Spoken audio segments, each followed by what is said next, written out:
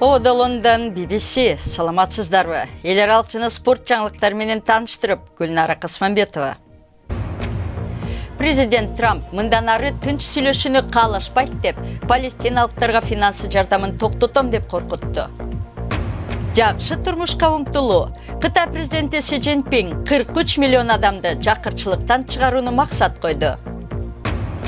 Британ окумуштуулары диагнозду доктурлардан мыкты койгон жасалма акыл ыкмасын иштеп чыгышты. Президент Трамп палестиналыктарга берилчү финансы жардамын токтоторун Твиттеринде билдирди. Иерусалимди Израилдин баш калаасы катары таануу жөнүндө Трамптын чечиминен кийин Палестин президенти өткөн айда АКШнын тынчтык планын кабыл албасын айткан. Трамп Твиттер аркылуу ошондой эле Түндүк Кореяга да асылды. Дональд Трамптан дагы бир Твиттер билдирүү. АКШнын президенти ыраазычылык жана сый урмат көрсөтпөгөн өлкөлөргө эмнеге жардам берилет деп Твиттер баракчасына жазып чыкты. Жакынкы чыгыш маселелерине келгенде, АКШ Иерусалимди Израилге таандык деп атагандан кийин Иерусалимдин статусу башка талкууланбайт деп жазды. Биз Пакистандан башка өлкөлөргө да миллиондогон доллар төлөп жардам беребиз. Мисалы, Палестинага жүздөгөн миллиондорду беребиз. Алардан эч кандай ыраазычылык же сый урмат көрбөйбүз. Алар жада калса Израиль менен тынчтык келишимге келе алышпайт, дейт Трамп. АКШнын Бириккен Улуттар уюмундагы өкүлү Ники Хейли АКШнын Палестинага болгон күм жардамы коркунучта турганын билдирди. Биз тынчтык жараянын сактоону каалайбыз. Палестина сүйлөшүүгө макул болушу керек. Учурда алар эч сүйлөшүүгө келишкен жок. Ошондуктан биз жардамыбызды токтоттук. Биз алардын тынчтык тууралуу сүйлөшүүлөргө келишин каалайбыз, дейт Ники Хейли. Андан соң Трамп назарын Түндүк Кореяга бурду. Трамп Твиттер баракчасында Ким Чен Ын өзөктүк ракетаны кое берчү кнопкасы үстөлүндө дайым даяр турганын айтты. Анын тарпы чыккан, ачка режиминдеги бирөө ага айтып койгулачы. Менин дагы ошондой кнопкам бар, бирок ал да канча чоң жана ал иштейт, деп жазды. Ошентип Түндүк Кореянын атомдук программасы боюнча кризис тегерегиндеги кайым айтыш курчураак мүнөзгө өттү. Жаңы жылда Кытай өкмөтү адаттан тыш максат койду. Ал 43 миллион адамды 3 эле жылда терең жакырчылыктан сууруп чыкмай болду. Өлкө президенти Си Цзиньпин шаарда жашаган супер байлар менен элеттеги кедейлердин ортосунда ажырымды кыскартуу зарылдыгын түшүнөрүн айткан. Бирок айыл тургундары кептелген айрым проблемаларды чечүү оңой эмес. Тоонун үстүндө жайгашкан кыштакка тоонун боору менен ушундай тик тепкич аркылуу гана жетсе болот. Башка жол жок. Тепкич менен тоонун үстүнө жетүүгө 2 саат кетет. Жана бул тепкич мурда жыгачтан жасалган эле. Колго жасалган жыгач тепкичтин калдыктары дагы деле бар. Азыр эми темир тепкич орнотулган. Ушул сыяктуу Кытайдын унутта калган кыштактардын тургундары өкмөттүн жакырчылыктан арылуу долбоорун алкагында алдыңкы орунга чыгууда. Бул тоонун үстүндөгү кыштакка жетүү жолу оңолгонун президент Си Цзиньпин абдан мактаган. Бул кыштакта жашоо шарты дагы эле абдан оор. Си Цзиньпин өлкөнүн 44 миллион жаранын жакырчылыктан алып чыгууну убада кылган. Бизде эч кандай киреше жок. Абдан кедейбиз. Жүгөрү жана картошка өстүрүп жамбагабыз. Өкмөт келерки 3 жылда Кытайда жакырчылыкты такыр жоёбуз деп жатат. Ошол сиздин оюңузча мүмкүнбү? Жок, мүмкүн эмес. Бирок Кытай тийиштүү чараларды көрүүдө.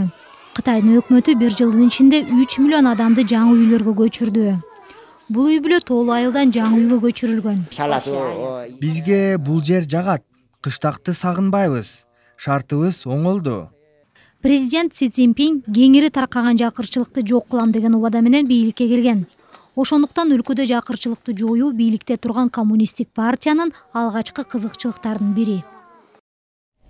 Түзөбөдө BBC жаңылыктардын башка дагы тизмеги. Түндүк Корея Түштүк Корея менен телефон байланышын калыбына келтиргени орчунду жылыш катары каралууда. Байланыш 2 жыл мурун токтотулган. Түштүк Кореялык министрлик Түндүк өкүлдөрү телефон чалганын билдирди. Түндүк Кореянын лидери Ким Чен Ын жаңы жылдык кайрылуусунда Сеул менен байланышууга өз атлеттерин Олимп оюндарына жиберүүгө даяр экенин айткан. Иранда өкмөткө каршы акциялардан кийин бүгүн өкмөттү колдогон чоң демонстрациялар болуп өттү. Миңдеген киши Ирандын жогорку лидери Аятолла Али Хаменейди колдогон ураандар менен жүрүшкө чыккан. Өкмөткө каршы 6 күн жүргөн демонстрациялар учурунда 21 адам каза тапты. АКШнын финансы бийликтери акча котору менен алектенген америкалык MoneyGram компаниясын кытайлык Alibaba бирикмесине сатууга бөгөт койду. Буга улуттук коопсуздук маселеси себеп болгону айтылууда. Кытайлык фирма сатып алууга аракет кылып, бирок ишке ашпай калган бул келишим 1 миллиард 200 миллион долларга бааланган.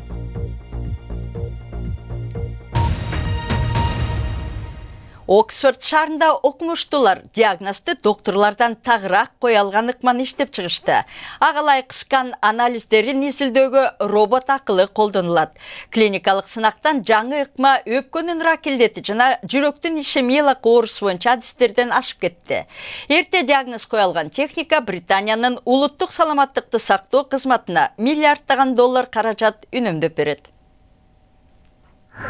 Скан же дененин ар кандай аппараттар менен тартылган сүрөтү заманбап медицинадагы керемет көрүнүш. Бирок баары бир бул сүрөттү мыкты аристер карап, анализдеп, илдетти аныкташы керек. Эми бул ишти жасалма акыл же роботтук система аткармакчы. Ал керек болсо эң мыкты деген докторлордон дагы так диагноз кое алат. Бул медицинадагы революциялык кадам, дейт Саламаттыкты сактоо министрлиги. 20 years from now, healthcare will have AI embedded in a whole... 20 жылдан кийин саламаттыкты сактоо тармагында жасалма акыл кеңири колдонууда болот. Мындай системалар оор илдетке кабылгандарды тез аныктап, эрте жана так диагноз коюуга жана адамды айыктыруунун эң мыкты ыкмасын белгилөөдө колдонулат. Бул Ультрамикс, дүйнөдөгү эң алгачкы киберкардиолог. Британиянын Оксфорд шаарындагы Джон Редклифф бейтапканасында иштелип чыккан бул система жүрөк скандарын анализдейт. Бул жерде ал жүрөктөгү мандемдүү жерлерди кызыл түс менен көрсөтүүдө. Андан соң ал бул киши инфаркт болушу мүмкүн деп сунуштарды берет. Докторлар мындай жагдайда 5 жолкунун биринде жаңылып калат. Жасалма акыл дээрлик ката кетирбейт. Бул система өпкө рагынын эрте белгилерин кароодо, илдет ракка айланып кетпей турганын, ал киши докторлорго караганда бир нече ай мурун эле билдирет. Бейтап да санаадан арылат, саламаттык кызматы да көп каражат үнөмдөп калат. Дүйнө боюнча эң алдыңкы жасалма акыл технологиялары Британияда иштелип чыгат. Медицинадагы жаңы система өлкөнүн бейтапканаларында эмики жайдан баштап ишке киргизилет. Спорт. Англис премьер лигасында бүгүн Арсенал менен Челси беттешет. Буга чейин 38 упай бар Арсенал лигада 6-чы орунда. Челси 45 упай менен 3-чы сапта. Манчестер Сити 15 упай айырма менен лиганын башкы тепкичинде. Кече Сити 3-1 эсебинде Уотфордду жеңди. Барселона кымбат бага өткөрүп алган Османи Дембеле травма менен 4 ай ойнобой жүрүп, эми кайра таймаштарга кайтып келүүдө. 20 жаштагы француз чабуулчусун Барселона августта 135 миллион долларга алган эле. Бирок ал сентябрда Гетафе менен ойын учурунда травма алып калган. Эми Дембеле бейшемби күнү Селта Виго менен болчу таймашка катышат. Олимп оюндарын уюштуруп жаткан Түштүк Кореялык өкүлдөр Түндүк Кореянын атлеттери келсе, аларды кабыл алууга даяр экенин билдиришти.